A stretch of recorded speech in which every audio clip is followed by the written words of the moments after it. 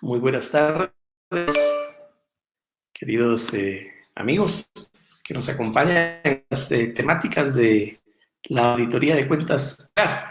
Bueno, hoy vamos a entrar al tema de los pasivos, porque fundamentalmente es importante que cada uno de nosotros vayamos ya avanzando. Terminamos la parte de la auditoría de activos y ahora pasamos al pasivo. Bueno, como es muy importante también conocer que el pasivo se refiere fundamentalmente a todo aquello que la empresa adeuda a instituciones que han confiado en ella. Pues creo que es un elemento importante, ¿verdad? Porque no se le adeuda a cualquier persona, se le adeuda a instituciones que han confiado en la empresa que nosotros vamos a auditar. Por tanto, en la mayoría de casos hay una relación de muchos años, relación que conlleva una serie de compromisos, ¿verdad? Porque comprar cierta cantidad de producto, comprar además de cierta cantidad de producto, cumplir con la obligación de pagar. Y entonces el auditor, cuando se adentra en este tema de la auditoría de cuentas por pagar, debe tener bien claro, primero, que hay una diferenciación entre cuentas por pagar comerciales y cuentas por pagar que no son comerciales. Las comerciales están relacionadas con todo lo que se refiere a inventarios, y aquí, digamos, dependiendo del tipo de empresa que sea, ¿verdad? Una empresa comercial, inventarios de mercaderías; una empresa eh, productora, una fábrica, inventarios de materia prima, inventarios de insumos, materia prima directa, materia prima indirecta. Entonces, fundamentalmente, siempre va a existir, como se puede ver acá en esta diapositiva, relación de las cuentas comerciales exclusivamente con el tema de inventarios. Por supuesto que cuando ya hablamos con inventarios, volvemos a regresar a la auditoría de activos. Y bueno, yo ya audité inventarios, audité los procesos de pago, audité los procesos de compra, entonces ya es más fácil la auditoría de cuentas por pagar. Y entonces, de la misma manera, cuentas por pagar no comerciales, estamos viendo que son los activos. Bueno, normalmente hay una cuenta por pagar no comercial por la compra de un activo, por ejemplo, una computadora. O nos dieron plazo para pagar un vehículo, o nos dieron para pagar alguna maquinaria. O sea, estamos hablando de todo tipo de activo que se adquirió y que se nos concedió por parte de la empresa que nos vendió un plazo para pagarlo. Por supuesto que aquí no contamos nada de lo que son préstamos. Si fue necesario un préstamo para adquirir esos activos, no entra dentro de esta sección de cuentas por pagar, sino que fundamentalmente entra solo aquello que fue comprado directamente a la empresa que nos presta a nosotros el servicio, en el caso de una distribuidora de computadoras, una distribuidora de maquinaria, una distribuidora de vehículos. Ellos nos están dando el crédito a nosotros, y nosotros vamos a pagarlo en 30 días, en 60, en 90, en 80, y entonces eso va a determinar muchas cosas, porque también hablamos de cuentas por pagar a corto plazo y de cuentas por pagar a largo plazo.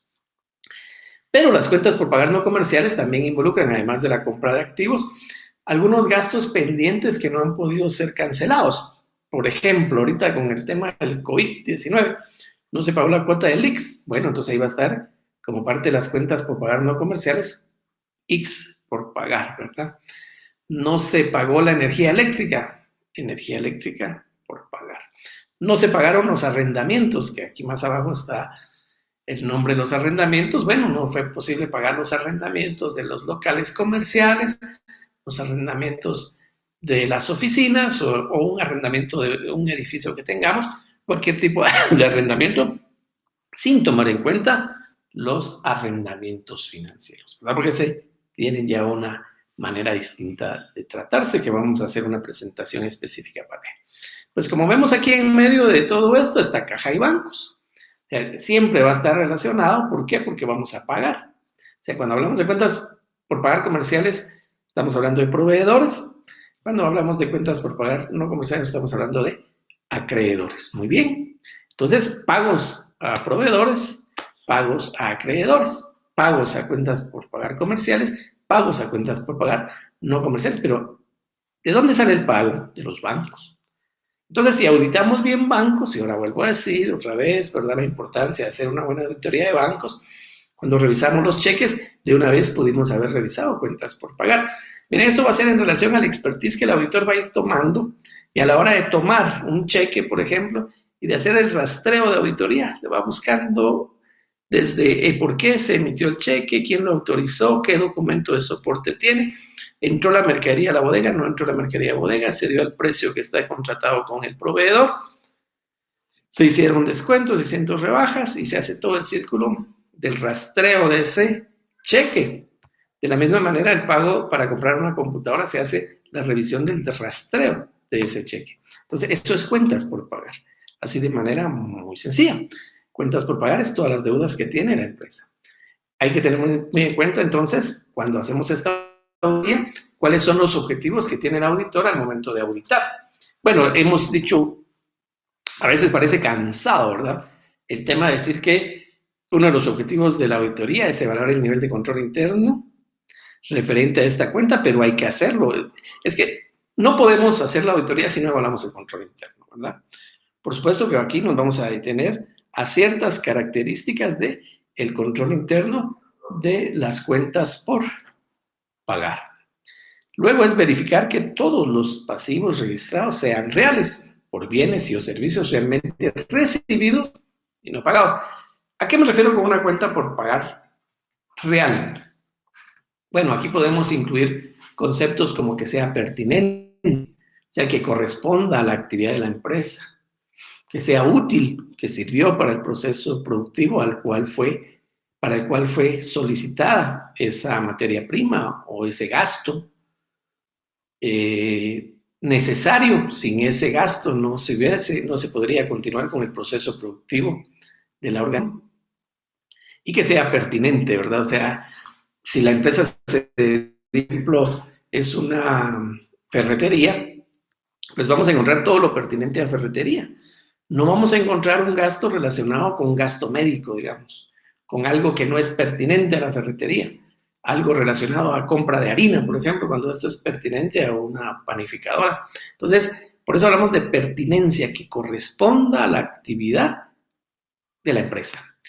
Luego, cerciorarse que todas las obligaciones pendientes de pago estén registradas. Miren, algunas veces se deja de registrar una obligación. O sea, compramos un buen lote de mercaderías, no la registramos en inventarios, no la registramos en cuentas por pagar. ¿Qué hace eso? Nos altera el estado de resultados. Modifica la utilidad, modifica el inventario, modifica el costo de ventas. Entonces, hay que cerciorarse que no haya quedado nada dentro de las obligaciones pendientes de pago que no se haya registrado. Definir la clasificación correcta para efectos de prestación en estados financieros en el concepto, al acreedor y al vencimiento. Miren, la clasificación debe ser correcta, ¿verdad? Porque cuando se hace la presentación en estados financieros, hablamos de las por pagar a corto plazo. La obligación antes de 365 días. Cuentas por pagar a largo plazo, la obligación a más de 360 días. Algunas veces tenemos como una cuenta por pagar a largo plazo, la dejamos allá, cuando en el mes de mayo del año 2020, digamos. Hicimos los estados financieros al 2019, dejamos una cuenta por pagar a largo plazo ahí, de unos 50,000 quetzales, por decir un monto, y ya no lo trasladamos a una cuenta por pagar a corto plazo. Pues el análisis financiero, el análisis de riesgos, el análisis de las obligaciones, el cash flow, se hace en función de eso, de las obligaciones que se van a cumplir a corto y largo plazo. Entonces, como quedó en largo plazo, no se contempla. Llegamos al mes de mayo y no tenemos la disponibilidad de pago. Por tanto, está mal clasificado para la presentación en los estados financieros. El auditor debe verificar eso, debe prestar especial atención a cuál es el concepto por el cual se está dando el gasto, que esté de acuerdo al principio de importancia relativa, de revelación suficiente también, que esté debidamente clasificado los gastos en función al acreedor y en función al vencimiento. Determinar la adecuada presentación y correcta revelación en los estados financieros, ¿verdad? Que es bastante parecido a lo que decíamos anteriormente en cuanto a la clasificación. una adecuada presentación en estados financieros con el nombre.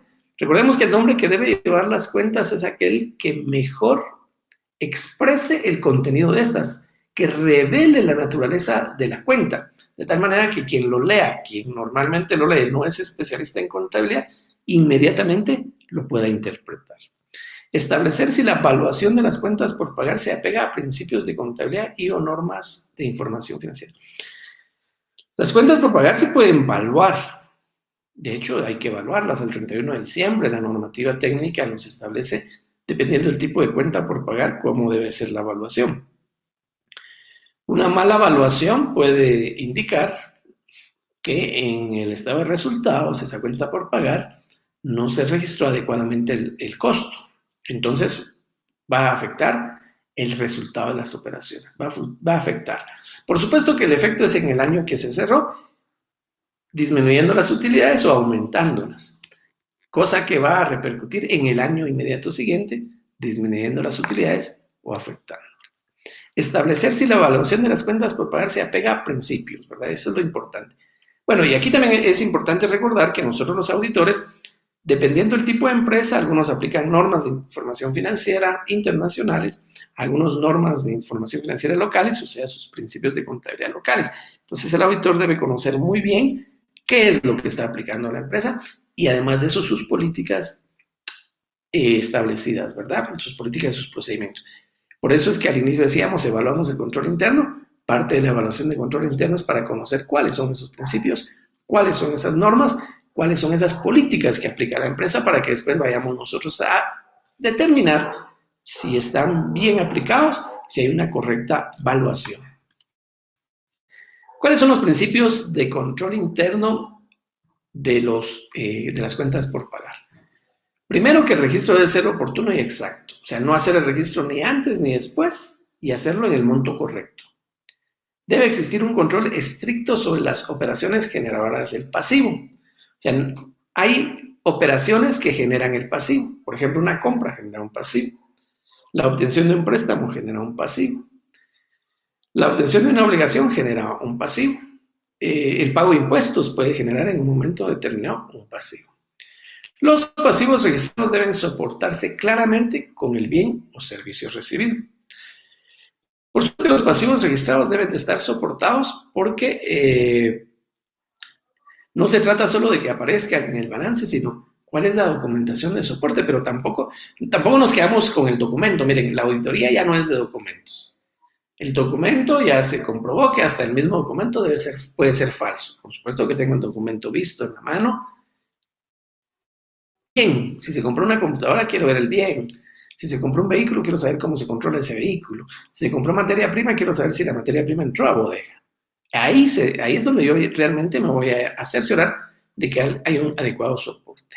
Deben someterse a revisión y autorización adecuada previamente al registro. ¿Quién autoriza la compra de una computadora? ¿Quién autoriza la compra de un vehículo? ¿Quién autoriza la compra de materia prima? O sea, hay una autorización, hay un procedimiento, hay una licitación, hay una cotización. ¿Cómo es que se hace ese procedimiento, verdad? Entonces se debe hacer una adecuada revisión de ese tipo de procesos. Deben revisarse periódicamente la antigüedad y programación adecuada de pagos. Miren, algunas empresas tienen inclusive programados mes a mes cuáles son los pagos que van a hacerse, ¿verdad? Entonces el auditor debe solicitar esa integración para poder corroborar si existe una adecuada, o sea, una correcta programación de pagos, si se está manejando bien el flujo efectivo, pero fundamentalmente si no se paga de más, o se paga de menos, o se deja de pagar, o se está pagando dos veces una misma obligación. Debe exigirse autorización especial previa al pago. Nosotros debemos de verificar si antes de pagar un pasivo lo autoriza una autoridad responsable. O sea, alguien con autoridad y que sea responsable, ¿verdad? No la secretaria ni el contador, sino alguien por arriba de ellos. No el auditor interno. El auditor interno no es para autorizar pagos. El auditor interno es para verificar procesos y cumplimiento de procesos. Debe revisarse las bajas realizadas por simples partidas de contabilidad. Algunas veces vamos a encontrar que a los pasivos se le aplicó un ajuste. Hay una cuenta ahí está pendiente de pago, una cuenta por pagar X, se le aplicó un ajuste y no nos indican por qué, se dio de baja una deuda. Mire, es que algunas veces dice uno, mire, es que esa deuda viene ahí de 4 o 5 años. Bueno, entonces algo está mal, porque no está mal solo esa deuda, está mal algo. Algo no está bien, algo no ingresó. ¿Qué pasó? Entonces hay que como cerciorarse qué pasó si la deuda es muy antigua. No porque yo soy auditor y la deuda corresponde, estoy auditando el año 2019 o 2020 como corresponde al 2016, pues no le voy a prestar atención. Hay que prestarle atención básicamente bajo el principio de que si no hay una adecuada revisión de estas bajas, una adecuada autorización de una partida contable, entonces significa que eso ha sido recurrente, que puede darse, se toma como una costumbre de parte del Departamento de Economía. Finalmente, ¿qué procedimientos aplicamos en la auditoría de cuentas por pagar? La confirmación de saldos. Vean, confirmación de saldos a proveedores es fundamental, ¿verdad? Por favor, confírmeme cuánto es lo que se le adeuda a por la compra de materia prima durante el periodo tal y tal. O mándeme un detalle, solicite un detalle. Ahora es muy fácil hacer un detalle de todo lo que ese proveedor le vendió a la empresa que estamos auditando. ¿Cuánto le vendió? El número de factura, en qué momento se lo vendió, qué precios le vendió. Eso en un clic se consigue en una computadora porque ahora ya es bastante fácil. Entonces no ponemos a trabajar mucho al proveedor, pero sí hay que solicitarle esa información. El saldo que está en los libros de la persona que estoy auditando, de la empresa que estoy auditando, comparado con el saldo que está en libros del proveedor. O sea, aquí dice proveedor X. Me debe la empresa que usted está auditando 100,000 quetzales. Ah, bueno, vamos a ver cuánto tiene registrado en libros. No hay que enviarle el saldo. En la confirmación no hay que decirle, confírmeme si los libros de contabilidad dicen 100,000, usted confírmeme si está correcto o no está correcto. Eso no es adecuado. Yo no lo recomiendo, ¿verdad? Pero bueno, hay procedimientos y hay formas de hacerlo. Y la confirmación, como dije, no solo es del monto de la deuda, es del total de las compras, del total de notas de débito, el total de notas de crédito, cómo fue que se manejó. Y fundamentalmente, además de eso, de los precios. Precios, calidad. Y por eso es que más abajo dice revisión de actas y contratos. ¿Qué contrato tengo con el proveedor que me da la materia prima? ¿Qué calidad me está ofreciendo? ¿Es la calidad correcta o no es la calidad correcta?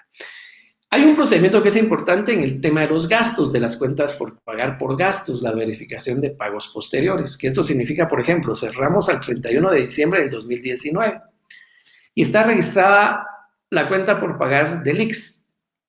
O sea que al 31 de diciembre la empresa que estamos auditando le debía al Instituto Guatemalteco de Seguridad Social 100,000 quetzales.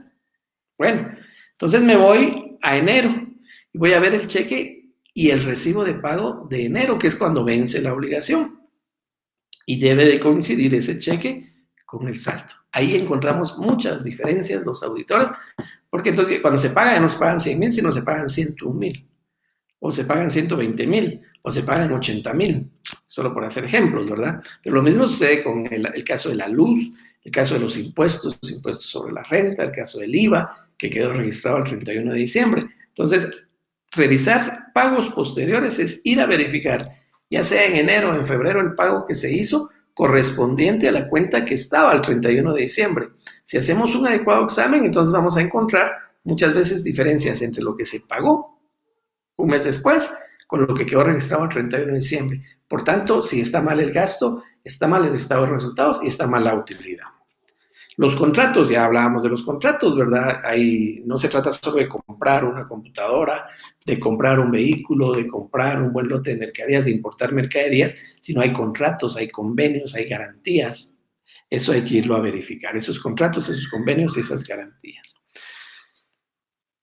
Cuentas por pagar siempre está conectado con otra cuenta, ya sea del activo o del estado de resultados. Entonces hay que ir a verificar cómo se cargó en el pasivo, cómo se cargó en el activo. Cargos en el libro de contabilidad, estamos hablando del libro mayor. Abonos en el libro mayor. Abonos en el pasivo, irlos a verificar conectados con abonos en el estado de resultados. Análisis de movimientos es también. Eso está muy relacionado. Vamos y entramos a la cuenta de proveedores y vemos los movimientos. En el mes de enero hubo un pago de 50,000 quetzales.